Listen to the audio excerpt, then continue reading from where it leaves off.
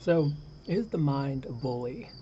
Well, think about any bully. As long as you're really cooperative, things go kind of smoothly. It's only when you test your freedom and you challenge their authority that things go wrong. And that's very similar with a bully. In fact, that's one of the reasons we identify so easily with the mind are those times when it's cooperative. So you do something really simple like count to 10. You just do this in your head and everything goes really smooth, and or you go to work or you drive and everything kind of goes okay. Well, that's because you're not really asking much of the mind. And so it's just going along, but that's what's giving you the sense that actually you are your mind.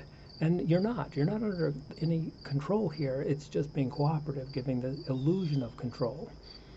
And we can test this because the second we challenge its authority and we try to shut it off, it turns up. We try to go to sleep and it keeps us up all night. Or we're ready for a presentation and we really want to be relaxed and collected and together, and then the mind just throws a fit and gets us totally off track.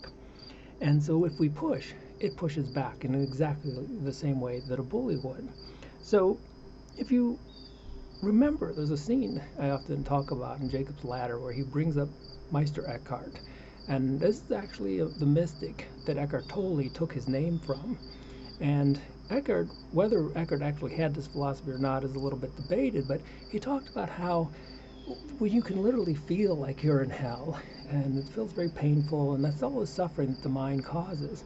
And his conclusion is that's just a matter of perspective, because these demons that are chasing us, and the idea of a demon is just an old term for the mind, but these demons that are chasing us are really trying to set us free from the mind. See, if the mind wasn't a hassle, if we didn't actually suffer, we wouldn't be where we're at in terms of our spiritual development.